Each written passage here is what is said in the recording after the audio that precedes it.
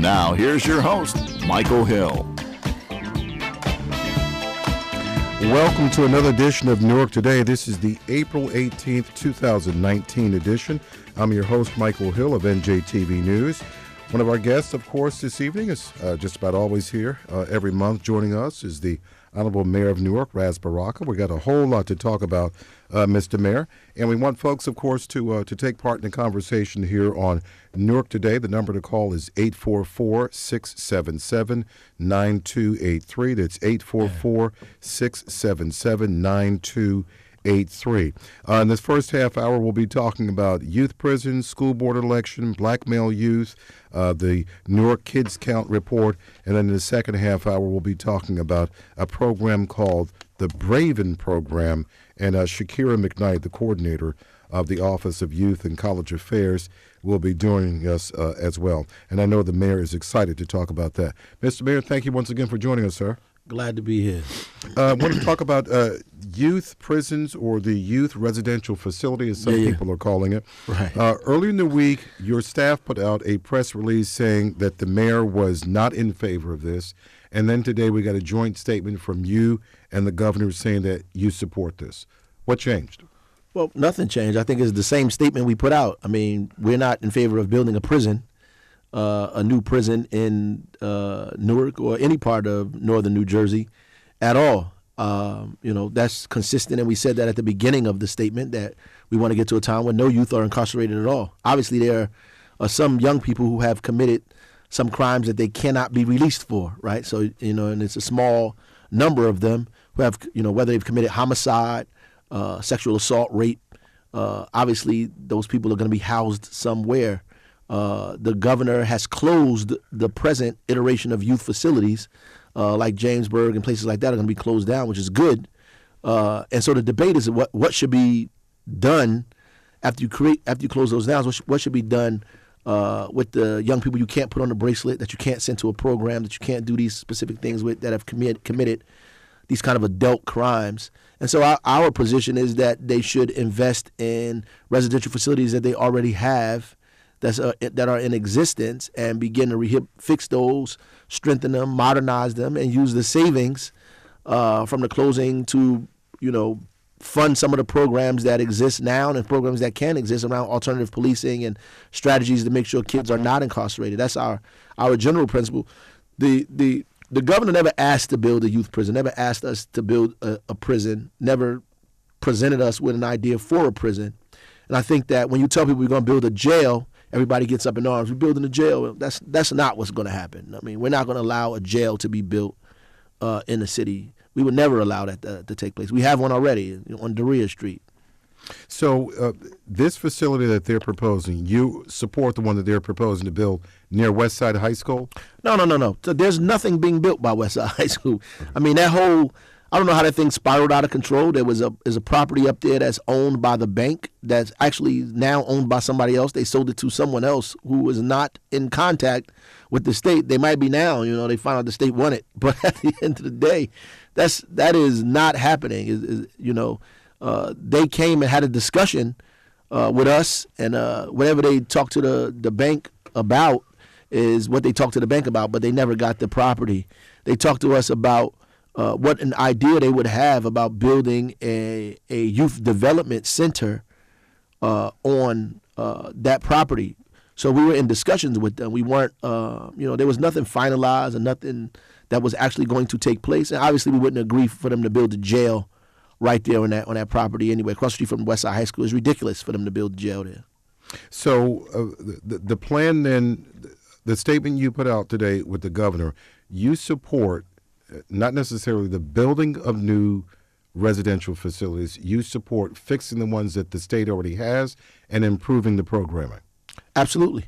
Because there are people that are going to be in jail, some young people that are going to, unfortunately, be incarcerated. So do you support the building of any of these new facilities? No, I support them using the dollars, the remainder of the dollars, to invest in the programs that we have here, some in Trenton, some in Camden, some in different parts of the state, to rehabilitate these young people, to get them on pathways. And for the folks that have to be incarcerated, then we begin to invest in the facilities that already exist, modernize them, update them, And the argument that they have about making sure that there's only a few of them makes sense because there's not a lot of young people in the state that are incarcerated. It's my understanding that the state has about 11 of these youth facilities, and they're only about half populated as it is. So most of them need to be closed, if not all of them. I mean, and I think the governor's plan is to close them all, right, and to build a modern kind of iteration of and what that would look like. The Youth Justice Task Force is designed to figure out what that looks like.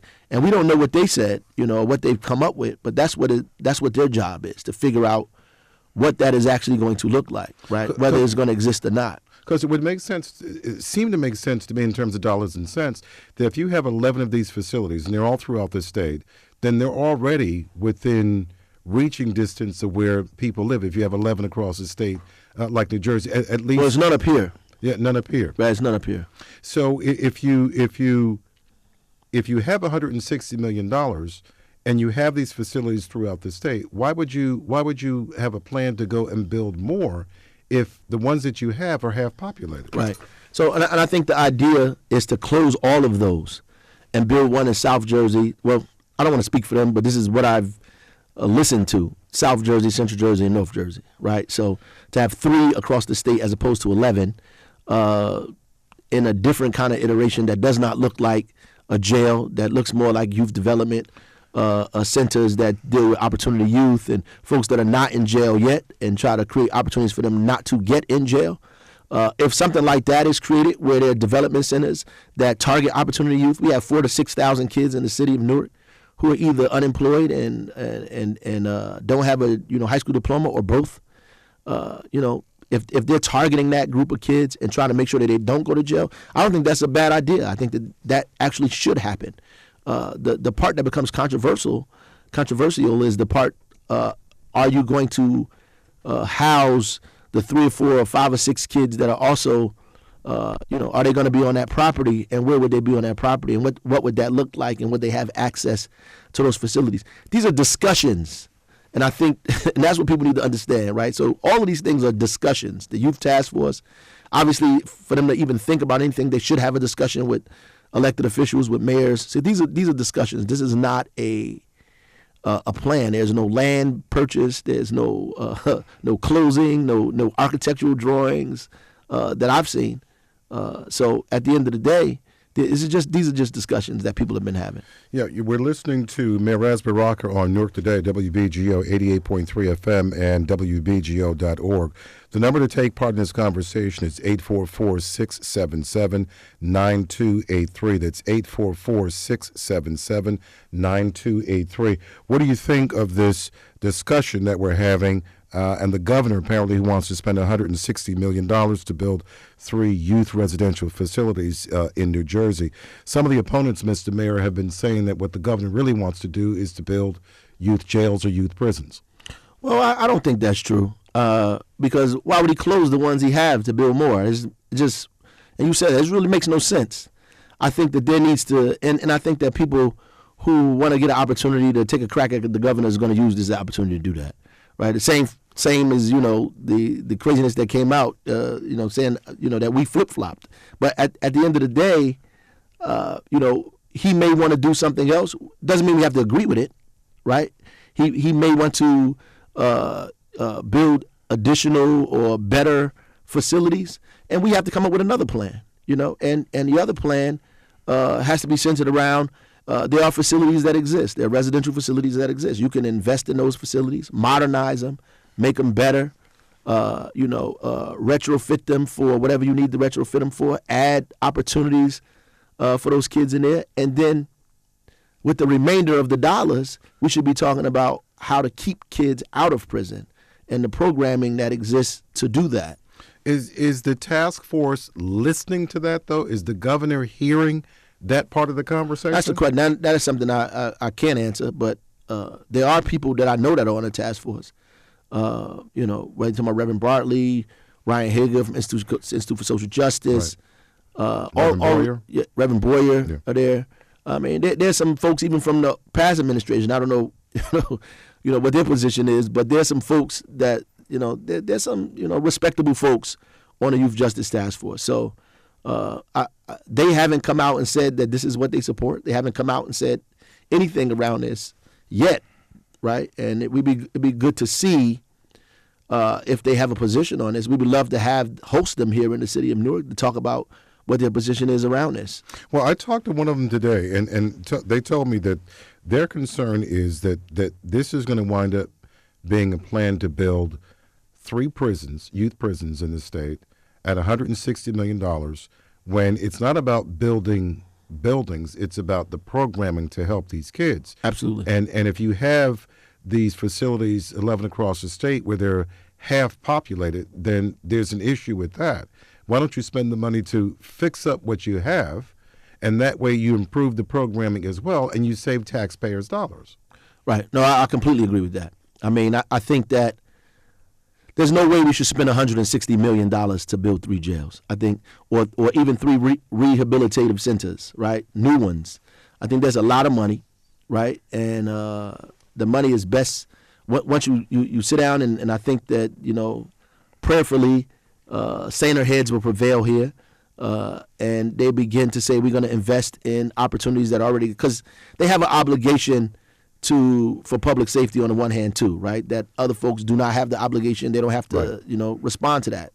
There are young people who have committed homicides, right? There are young people who've committed sexual assault and rape. So those kids are going to, unfortunately, be incarcerated, and they can't be in adult prisons, right? So there has to be an opportunity for them to house them. But how does that look? Is something that we have to discuss. We can't pretend that doesn't exist. And so we need to tell them that there are residential facilities that do exist, and they can invest in those residential facilities. And that's what I said at the new statement. I said that again at the top of the statement, that you should invest in residential facilities that exist already, and use the savings to put towards the programming, to keep kids out of jail. So how then do you strike that balance for the kids then who are the ones who commit the more serious offenses? Where would you put them? You wouldn't put them in a place where a kid who's had issues as a juvenile, and a kid who's not committed violent crimes. But that's where they have been. And what has happened now is that the state has put a lot of these kids on monitors, right? So they put them on a bracelet. They've done other kind of programming to move away from that. To the governor's credit, they have been changing or trying to rehabilitate juvenile justice in the state.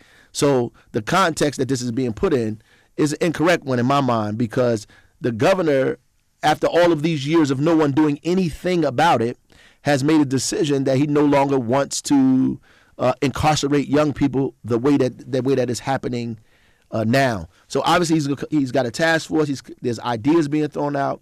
And so our job now is to interject in those conversations and prayerfully come up with something that we think will serve us well, since we are the overwhelming majority of the young people that they're talking about, black and brown kids in the state of New Jersey, who, by the way, commit the same kind of crimes as other kids, right, but find our way in jail.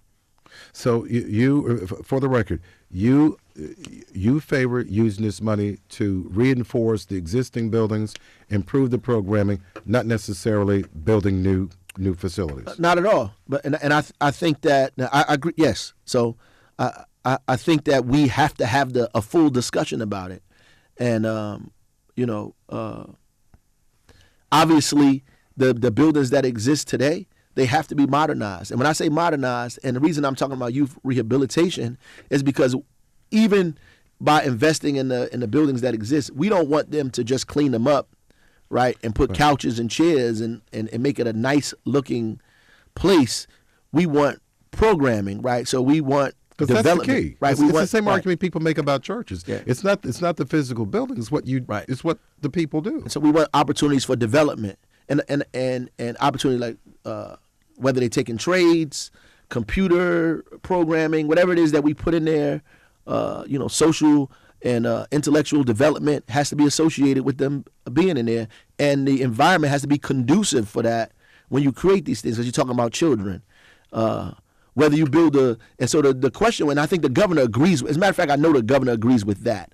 The way where people are parting is, should he build a whole new structure right, that embodies what we just talked about and do that, or whether he should invest in the structures that already exist and do that. And that's where, the people begin to part, right? And I think, too, there may be, to a certain extent, maybe a trust factor in this, is that some people who oppose this plan may think that ultimately what's going to happen is that somebody will say a youth residential facility, but it may turn out to be a jail. Well, there are people involved in it, right? So if somebody's on the Youth Justice Task Force and they saying that, then they have to be more vocal on the Youth Justice Task Force. And they have to figure out how to get people involved in a discussion. And unfortunately, the only way we have figured out how to have debate around serious issues is by like calling each other names and which gets having nowhere. these kind of having fights that are really meaningless. Press conferences and debate, and this kind of thing, which is crazy.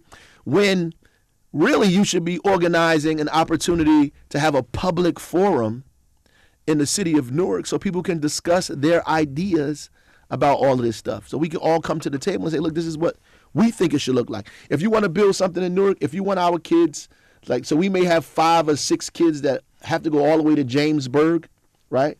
What does that look like for our children?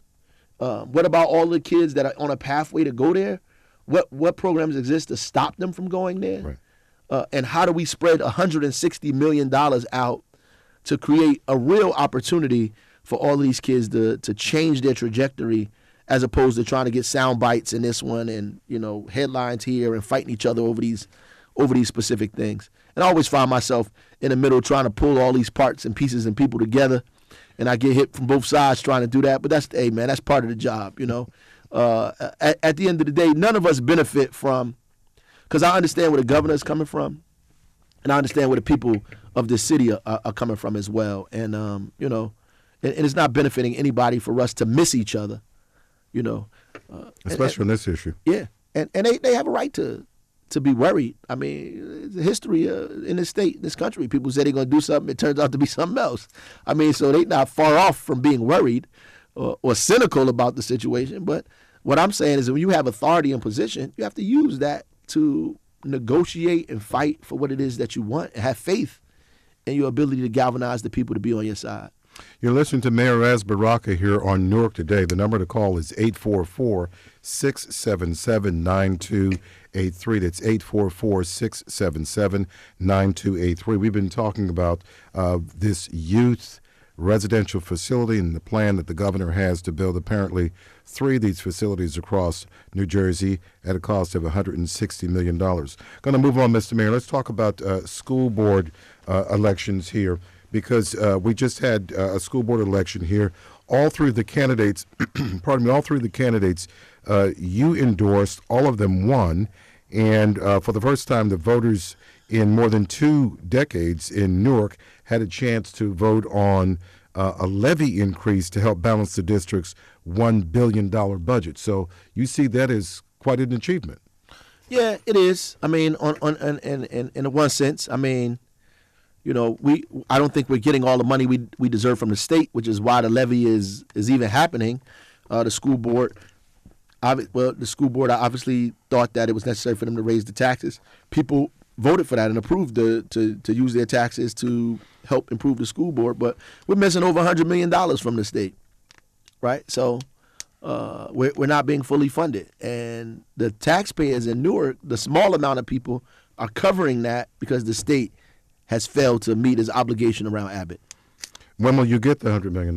God only knows, man. We pray every night, to make these things happen. I mean, this is something and then the money we get, most of it has to go to charters.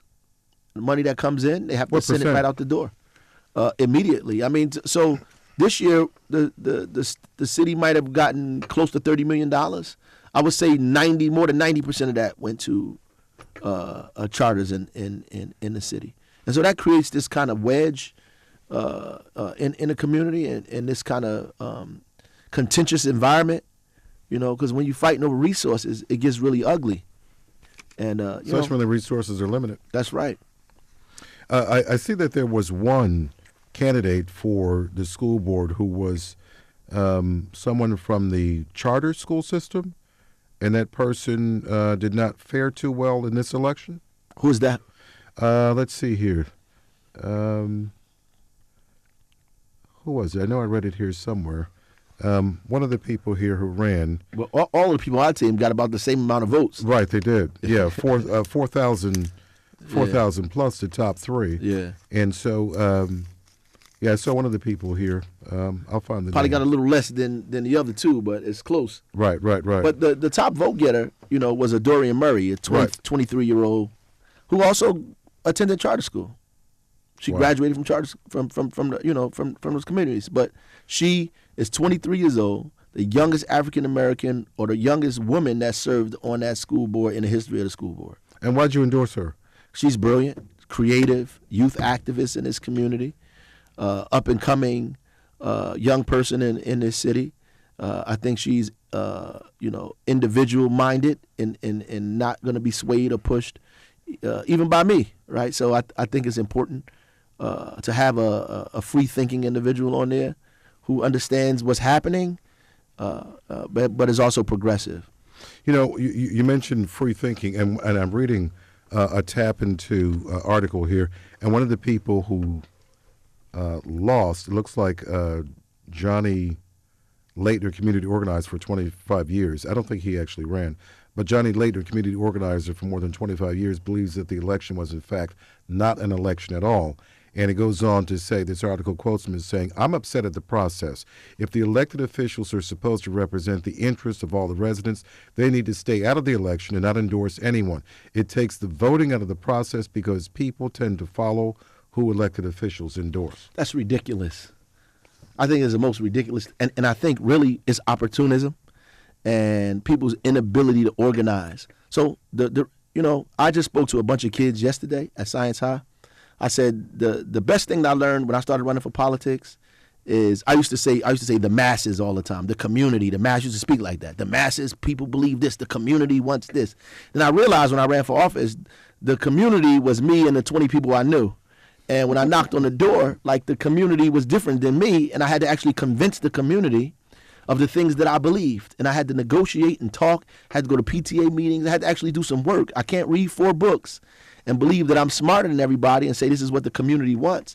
You don't know what the community wants because you're not in the community.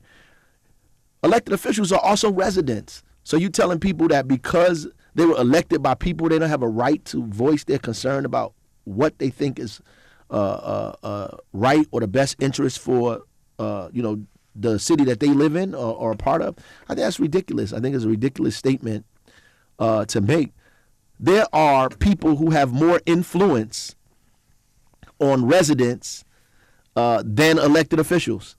There are some people, some of the most powerful people in the state of New Jersey have never held an elected office. Never. Well, I can think of some people. Yeah. Yeah. I can name 3 or 4. But, so you can't use that as an excuse, man, as a crutch. So these 3 you endorse, you want them to be independent-minded. It's not a situation you pick up the phone and tell them, I want this. And anybody that's on the board now that ever was that I helped get there, they can't say that. There might be 1 or 2 times that I call people and things that I think are very serious to try to get involved in and say, what's happening here, what's happening here, what's happening there. I never try to bully you or make you do this or make you do that. But we do want cooperation. If I ask you to, maybe we should have a meeting and you tell me I don't want to meet or, I don't believe in politics, then I'm starting to wonder what are you doing down there? I mean, you have to have a kind of progressive mindset, at least that you want what's good for the kids in the city. Right. Ms. Mayor, I'm going to go back to another issue here. Remind our callers here, our listeners, 844-677-9283. You're listening to Newark Today on WBGO. And the number to call here, of course, is 844-677-9283. I want to talk about black male youth. There's a report that came out, the Advocates for Children of New Jersey 2019 Newark Kids Count report. Yeah. They used some of the things that you're doing for this report that really focuses on black male youth in the city of Newark. Yeah, we asked them through My Brother's Keeper to actually add this. for various reasons. We wanted to zero in on it. We wanted to focus in on it. And we knew that, there's always a risk in doing that because people use this data to kind of hang you with it. But the reality is we need this to be front and center. And because this is exactly what I spoke about at the State of the City as well. We need this stuff to be front and center because we need everybody in the city to begin to organize their resources around what's happening in our city and see that black men of color, young black men of color, are not in the spaces that we need them to be in. They're not getting the support that they need to get. They're not achieving at the levels that we need them to achieve at. And there's work for all of us to do to make sure that changes.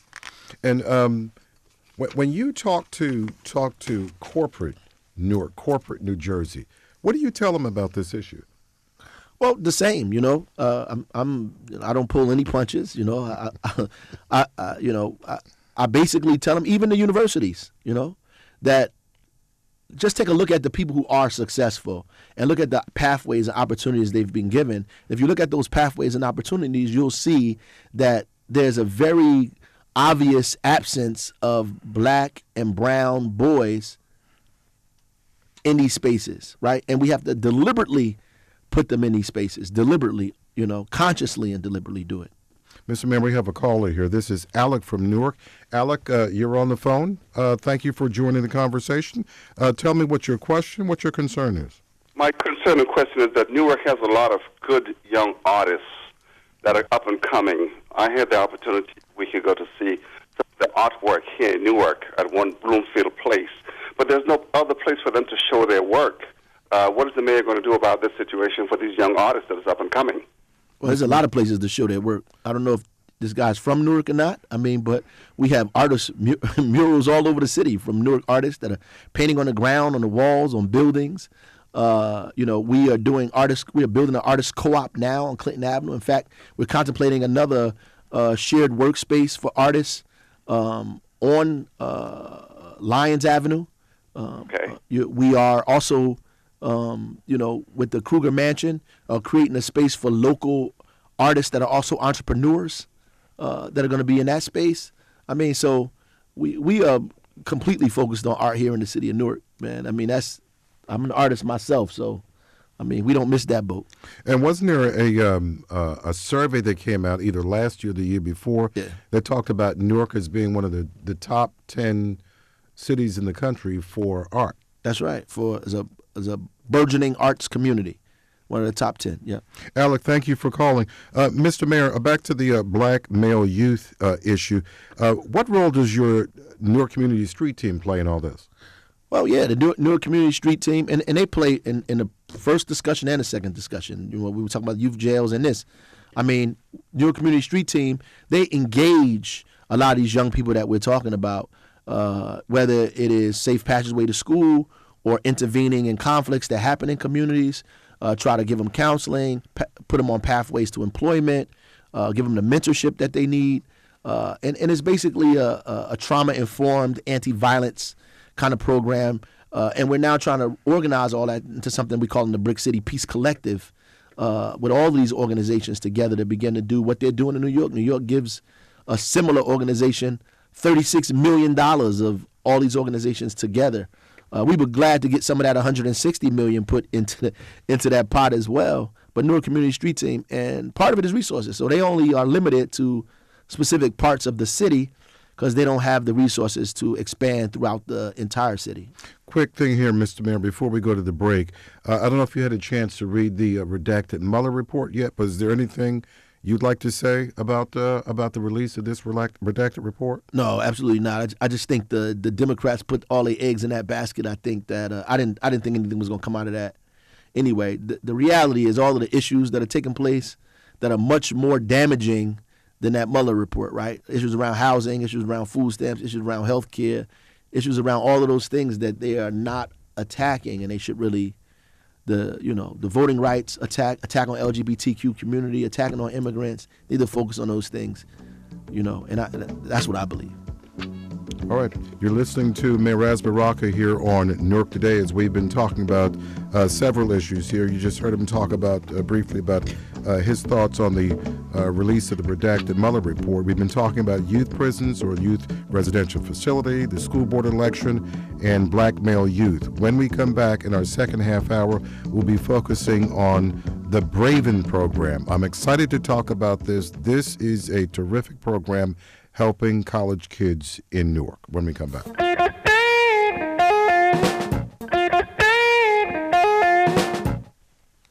Welcome back to the broadcast. This is Newark Today on WBGO 88.3 FM and WBGO.org. I'm your host, Michael Hill of NJTV News. We have in the studio with us once again the Honorable Mayor of Newark, Ras Baraka, and joining us this half hour is Shakira McKnight. She's the coordinator in the Mayor's Office of Youth and College Affairs as we discuss what's taking place on that front. The number to call here is 844-677-9283. Shakira, welcome to the broadcast. Thank you very much. Tell me what you do, what the office is all about. So our office was actually created under the administration of the Honorable Mayor Ras J. Baraka, who is a man who empowers youth, who was a youth in the community himself, raised in the streets of Newark, New Jersey.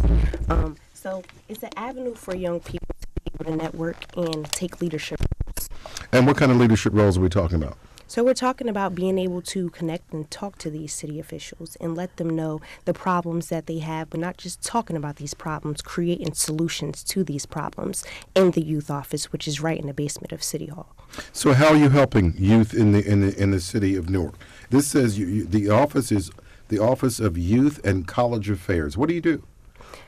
Youth and College Affairs. So actually what we do is a number of programs. We have a 6-week program, which is the HBCU travel camp.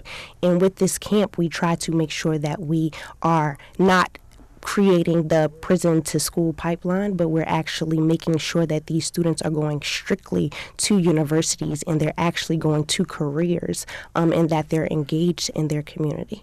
And how do you ensure that? We ensure that by making sure that they can come and talk to the mayor at his leadership academies that he has every third Saturday of the month. These young people are able to talk about the problems that they have. They're able to sit with the mayor and negotiate things that they feel as though, he should be speaking on for the youth. And we are also doing a series of town halls at this point where we're actually in the schools trying to figure out what the students want to talk about, what they would like to see, and getting them more engaged with the pipeline to actually creating them to be in universities and to careers. You go into all the public high schools? Public, yes, and we're looking to go into also the charter schools to speak to them also.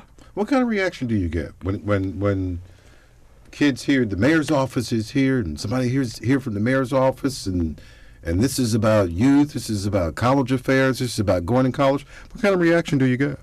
Most of the time we get a surprising effect because they are looking for a older person to come in and represent for the mayor, but they see me, a young individual who learned from the community, learned from seeing a man like him do the groundwork actually. And when we go into these schools, they're looking for their students to speak up, but in these spaces we actually created for another avenue for them to speak up, not just in the school, but we let them know that we're there in City Hall, and outside of City Hall, we're also in other avenues in the community for them to come and reach out to us. Mr. Mayor, this program, when did you establish this Office of Youth and College Affairs? Well, we were playing around with it when we first came in, trying to figure out, so it had many different iterations. We played around with the youth mayor and the youth council and all these other kind of things. So we just decided to get out of it, period. We try to figure out what we needed. So we just let them develop what they think should happen, and so they came up with the idea of Office of Youth and College Affairs, and they have these youth academy leadership classes. They have an overnight class. They have a trip to the HBCUs. They have these town halls. They find kids jobs. It's awesome to walk past that office and see those kids in there looking like they plotting. They're developing a youth bill of rights. Wow. Which I think is awesome. I can't wait to see what it turns out to be. But all kinds of things like that. It makes them feel like they're part of the city government. And did you model this after some other program in another city, or you just? So when I was in college, Mayor Barry had his youth office. He had a youth mayor, and that's what I tried to come up with when I weren't ran, because I knew the youth mayor's name was Kimberly Hughes at that time, Mayor Barry stayed involved in the community and on the campus, and so I tried to have a youth mayor. Obviously, it didn't turn out the way I wanted it to. Then we wanted to have a youth council, so I just decided, look, maybe I don't know what I'm doing. I should just let them figure out what it is that they want to do downstairs and let them run with it. And that's basically what we've done. When you see them, do you ever go into this office and engage with them and talk to them? Sure. I mean, I go in there. I try to stay away as much as I can, but I go in there, I say hello when they need me. They have after school, leadership classes in there. I went in there one time. They were giving out awards. They had this young women's development kind of class in there. It's just awesome stuff going on down there. We support it. We make sure that they have the resources that they need.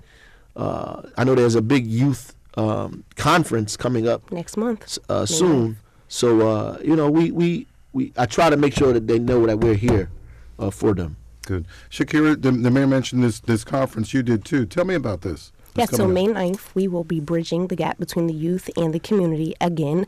And with that conference, it will be at NJIT. So we're looking for college students from all of the surrounding areas to come out, join us, and make sure that they are engaged in this urban youth conference that the mayor will be leading along with the mayor's Office of Youth and College Affairs. And what will take place at this conference? So we will be doing a number of things. We'll have workshops, and we'll have different things that we talk about as far as, urban issues in the community.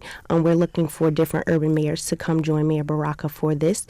And we look forward to having an amazing day with the college students and some of the local high school students. Are you getting good sign-up so far? Yes. Our Eventbrite is going, and it is going very fast. So if you want to register, I advise you to register soon. How can they register? Eventbrite, yes. You just look up the Urban Youth Conference in Newark, and it pops right up. We're the only urban youth conference going on right now. Now, do you have you mentioned other mayors you would like to get involved. Have any of the other mayors in the area signed on yet? Yes, we have the mayor of East Orange going to be with us also. Mayor Turner? And a couple of other mayors will be with us. And you're getting kids, too, from East Orange as well? Yes. We have kids from Orange, East Orange. These are the urban communities that we stay connected with, so they will be with us that day, making sure that their students are there, their voices are heard, and that they are a part of this movement. So, Shakira, is your office then in touch with mayors and are there other offices of youth and college affairs in other towns? So we are the first Mayor's Office of Youth and College Affairs actually established in a city government building in the state of New Jersey. Wow. But we look to let this be the vision for other cities so that they can see that a mayor like Mayor Baraka, uplifts the young people. And the vision that comes out of this office is going to be so tremendous that other people are going to have no choice but to want to have these settings inside of their city. So do you work with private non-sector groups like the Braven program or anything like that? So we actually were just talking, me and the Braven students, and we were talking about how, these programs are very important, just like the Mayor's Youth Office, because we help students get the skills that they need to take leadership roles before they actually go to college or go to the career that they would like to go to. And you have you have for this conference that's coming up, you have the agenda all laid out so people know exactly what's going to take place, what you're going to discuss. You talking about money to go to college, how to sign up for college, how to apply and stuff like that. And we do that in our office also. So if students would like to come down before the conference, they can meet us at City Hall, come find out about resources for college, about our HBCU travel camp, about our Umoja Leadership Camp, which is a 1-week overnight camp that the mayor has up at Camp McDonald, the YMCA. And many other things like our March for Our Lives event and us actually doing our Sing and Praise event. So these are things that young people might not feel like they can get involved in, but we're here to show example that we're here and we're able to be involved in these things in our city because we have a great leader like Mayor Baraka. Mr. Mayor, you're going to participate in this college conference? Yeah, I'm going to be there. Mayor Green will be there from East Orange. I think Mayor Voss is going to be involved as well from Irvington. So we'll be. I think they have a mayor's panel up there for us to sit up there and talk about some of these things. And what will you tell them about being mayor of Newark and achieving and reaching your dreams? Well, I'm going to try to answer any questions that they have, and I mean, the kids in Newark are used to me coming around speaking at the high schools and at the youth town halls. I basically I don't pull any punches. I say exactly what I think they need to hear from me, and talk about what the city has to offer, and that we need them to be a part of what's going on in the city now, and that they're not the city's future; they're the city's today.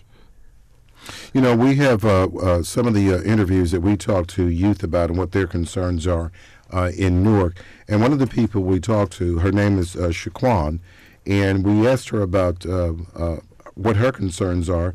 And one of her concerns is on getting more information on how to apply for college to help high school students. Here was what she had to say.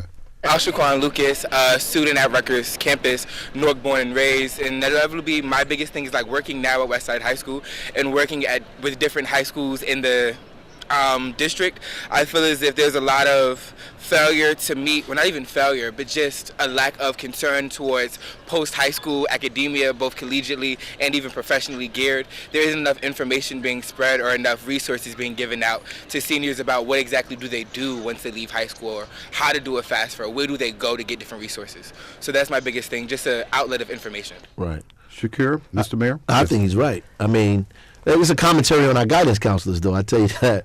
But we found out some very troubling things, through NCLC and some other stuff. I mean, while there are more kids going to college than ever before, just those pathways that exist, those summer programs, the upward bound programs, a lot of Newark kids not involved in that. Not a lot of black and brown boys involved in those programs that are involved in them. Essex County College, not a lot of us. We're not the majority at Essex County College. 40% of us are in Essex County College. Less than 20% actually graduate from Essex County College, right? And a lot of it has to do with instability, not academics, right? It has to do with the instability of the bureaucracy of getting their schedules, financial opportunity, back and forth, transportation, all these things that societal image right. challenges outside of college off campus. That's right, and we have to address those things in a collective. And I think there are a lot of programs that try to address those things separately. And I talk to the superintendent about it all the time, that we're trying to figure out how to, bring all these programs together under one opportunity to begin to focus on these young people in the city. I think the Youth and College Affairs Office, does a good job at trying to address or grab some of these kids and pull them in at least one-on-one. But you're not talking about the thousands of kids that need the kind of attention, as opposed to the dozens of kids or hundreds that they might be able to hit. Shakir, what did you think of that caller? That interview. So I think that the resources are here. It's not, they are limited, but they are here. And having programs like I was just speaking on the HBCU travel camp, where it's a 6-week program and these students are studying not just about the HBCU colleges, but how can they get into these colleges, right? Some students didn't even know how to write personal statements. They knew how to write them, but they just didn't know the structure of how the colleges might want them. And having advice from people like me and, former alumni from these HBCU colleges, it gave them advice and it gave them confidence and made them feel like, okay, someone from where I'm from can teach me how to get to where they were and I can be successful. Now, do you help them get, if they wanted to get into not just an HBCU, but some other college like Rutgers, Yes. Newark, and so Yes, forth? we had 30 students last year in the HBCU travel camp, and they actually a few of them are now in our office, and they're working on personal statements and things of that nature. Some of them have got accepted to schools like William Patterson, Bloomfield College, full scholarships that will, they probably didn't think that they would get, but having people like us in the youth office pushing them, let them know that, it was able to happen, and we were there through that stage of them getting to college. I'm curious about something. I've done some reporting in Newark when it comes to talking to teachers sometimes about the quality of education at different schools and things like that. And I'm thinking of like Dominique Lee, used to be with Teach for America and so forth, and wound up founding the Brick Academy and so forth, and that whole infrastructure in the South Ward. And one of the reasons that he started Brick Academy was because when he was teaching at Shabazz High School, he came across 9th and 10th graders who were reading 3rd and 4th grade level, math skills 3rd and 4th grade level. And he decided, along with some others, that, look, these are the kids who aren't going to wind up going to college. These are the kids who are going to wind up being left behind in places like Newark and Gary, Indiana, and Oakland, and New Orleans, and so forth. And so he decided to found Brick Academy, but he also went to what was the state-run school system at the time and said, hey, why don't you let us take over the curriculum at Avon Avenue, at Peshon, and places like that. And they wound up being public schools, but with a charter school influence. Not that any of that matters. But these are people who knew about education, how to educate black and brown kids, and decided, if we take over this curriculum, we know what to do to how to get these kids to achieve. And they did. Turn them around. I'm curious, as you have kids from Newark and from other places come to the office and to reach out for help, what are you finding in terms of them being prepared, being ready to go to college academically? I think that the young people of Newark are brilliant. And it's a matter of helping them feel that confidence. It's not that they're not ready, it's that we have to push them and let them know that they are ready, right? Because, talking to them. So that they don't have they may not necessarily have all the skills in terms of preparing an application. They may not have the confidence. Is that so they have the skills. They just might not have that confidence, and they might need a person like me, or a person like Jennifer Fana in the office, or Baba Abraham in our office to say, hey, you can do this, right? You can complete this right here with us. You don't have to worry about the distractions at home. You can come sit at this computer, and we'll help you finalize this so that we can make sure that you're getting to where you need to be. And we're breaking that school to prison pipeline, as the mayor teaches us in the Leadership Academy, and we're sending them to careers, and we're sending them to universities. You're listening to Newark Today. The conversation is about the Mayor's Office of Youth and College Affairs. We're also talking about the Braven program. We'll get to that in just a second. The number to call here is 844-677-9283. That's 844-677-9283. Do you need help applying for college? Do you need some direction? You can certainly give us a call and offer your concerns and even your questions. We have some folks here who can certainly answer those for you. The Braven program, as I was introduced earlier this evening, has 3 offices across the country, Newark, Chicago, and out on the West Coast. And this is a program that has kids who are from places like Newark, and they're in college, and this helps connect them to corporate coaches and so forth. They spend approximately 100 hours a semester with a corporate coach, and the corporate coach kind of guides them along. I asked them a few minutes ago about what's so great about this program, and one of the students said, you know what? It really teaches us about confidence, how to make connections, how to network, and things like that. Those are really important things. And I asked them, I said, what about academics? They said, yeah, academics are important. It teaches, the program has taught us how to better manage our time, which I think all of us probably could use. This is one of the programs that is out there making a difference and eventually trying to reach almost 1,000 kids in Newark, going to Rutgers, Newark University. Is that the same kind of work that you guys wind up doing? Yes. And speaking on that 4,000 to 6,000 youth that are in the city of Newark, I would point out the fact that summer youth employment is one of the avenues that helps us with the HBCU travel camp. And with that, we are able to pay children to do these programs that we're having. And they not only just feel like they're learning, but they're actually benefiting from it in a financial way also, to help them not just to, go to the 12th grade and try to graduate, but they can actually apply and pay for these applications because they were funded by the HBCU Travel Camp and by Newark Works, which is helping us, do a lot of things in the city for the youth. And they're raising the amount of youth that they are bringing into summer youth employment each year, which is a great thing also. We have Shekinah on the phone. She is from Newark. Let's go to her and hear what she has to say. Thank you for joining the broadcast. What's your question? What's your concern? Yes, hi, Hi there. and good evening to the Honorable Mayor Ras Baraka and Shakira. My question is, it was not necessarily a question, but I just wanted to know if the mayor could elaborate on the Newark Teacher Academy. If he could just elaborate a little more on that and where they are at this point. Okay, thank you. I believe she's talking about the program that we're doing. The school system is doing in conjunction with the teachers union and Randy Weingarten and the national organization to create opportunities for young people to become teachers in their own community, and so that is underway now. I think the school system is putting the structure together as we speak, and I know that the idea of it is to begin to train teachers and train young people to begin to create these kind of pathways, so we can, one, get them interested in being educators, number one, and number two, get them to be interested in educators in the city of Newark, which is what we need desperately.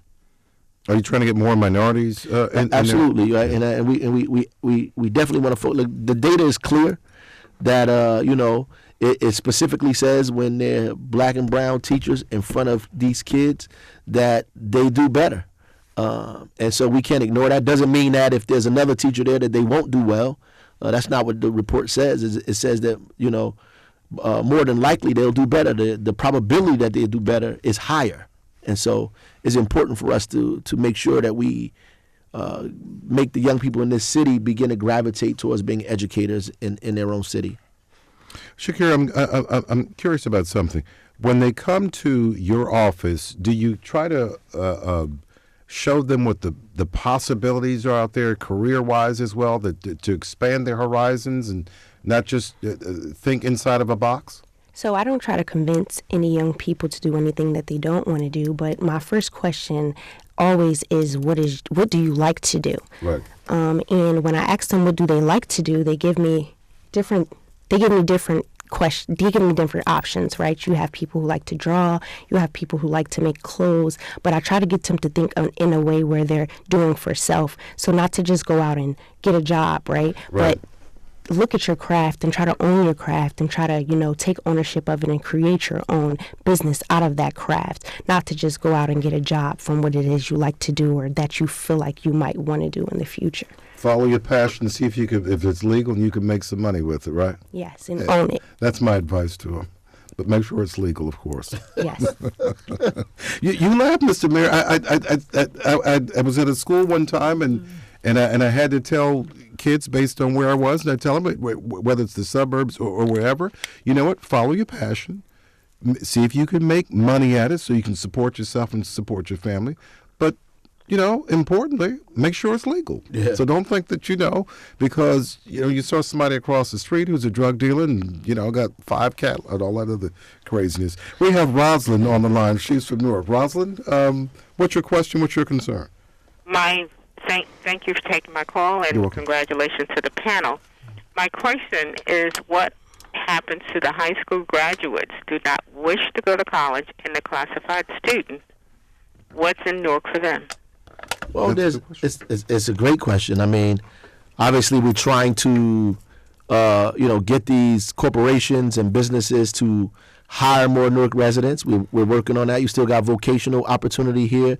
We just did Women in Construction class in the city of Newark, so we have those kind of trade opportunities in the city where we try to create pathways for them to become part of unions and organize them to be a part of the construction trades and other kind of trades. We also have opportunities for them to be involved in coding and issues around technology. There are a lot of jobs that pay very, very well around computer technology and coding and building, technology that do not require a college degree, that pay very, very well, in fact. So we are, laser-like focused on those kinds of opportunities, creating those kind of opportunities for young people in the city so they can become successful, whether it's advanced manufacturing or the coding like we talked about. But lastly, I think what Shakira said, we also are encouraging people to do a lot of entrepreneurship and ownership.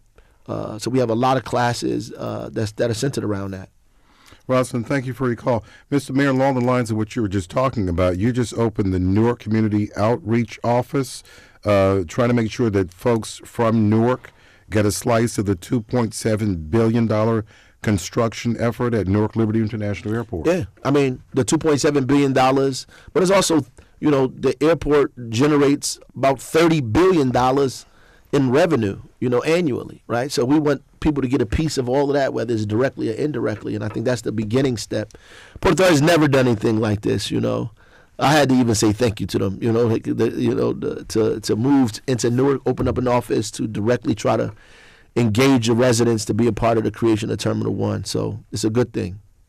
Shakira, back to this conference on May 9th. How many people are you actually anticipating will show up for this? So we're looking for 600 people to show up for this conference. We are, like I said, having the Eventbrite open now and looking for people to continue to register. But we are busing students in from different cities to come to this conference that will participate with us. So not just Newark students, but the surrounding urban communities, like I said before. And what about folks who,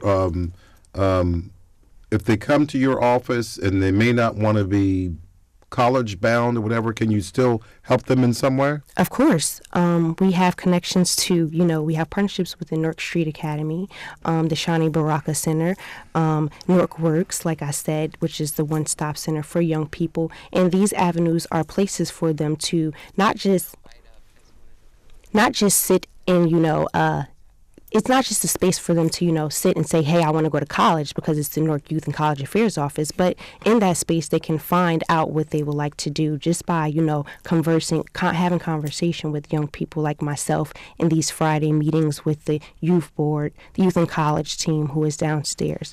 And we have a team of 5 students who are on the Youth and College Affairs Board, which you should come down and meet with them on Fridays at 4 p.m. And if you can't make it on Friday, then you can come on Monday to meet with us at 4 p.m. And if you can't make it on Monday, then you can meet us at the Leadership Academy, which will be on Saturday at 10 a.m. Tomorrow? Yes. This Saturday. Saturday at King's Restaurant. Yeah, this Saturday. You got it all planned out, don't you? Yes. You sure do. Well, I'm going to play for you here. This is part of an interview with someone named Tymira, who was talking about some of the issues in Newark and on doing a better job of promoting college life in Newark. This is what Tymira had to say. My name is George Mina. I'm a student at NJIT. I just have a question for the mayor. Mr. Mayor, how can you give us more public transportation options, like maybe student discounts at the light rail, just so we can get around Newark easier and faster? Thank you. That didn't sound like Tymira, It did not. That's George. I'm sorry about that. All right, George. I mean, unfortunately, the city of Newark does not have any authority over New Jersey Transit or any other things, though I think it's a great idea. I do know that Newark Public Schools have been contemplating a bus card that would allow students to move around the city and go different places, a student card. That we're trying to work with them and hopefully get New Jersey Transit to be on board with as well. But that's a discussion we should have with the folks from the universities and us about what that looks like. Mr. Mayor, I want to thank you for joining us once again as we've been talking about your Office of Youth and College Affairs. Also thank our in-studio guest, Shakira McKnight, the coordinator of that office. Shakira, good to have you on the broadcast. Thank you. Make sure you come back and see us again. Always a pleasure. I want to thank the team here as well. Our staff, Ang Santos on the phones, Corey Goldberg, operations, Alexandra Hill, a producer, Doug Doyle, the executive producer. Also want to thank Eddie from Channel 78. He's in the studio here, and Channel 78 will be carrying this. And Chris Tubin is here as well. Chris, good to see you. And I want to thank certainly the folks who are in the other studio here for the Braven program, because they've been very informative for this show tonight. I'm your host, Michael Hill. This is WBGO Newark.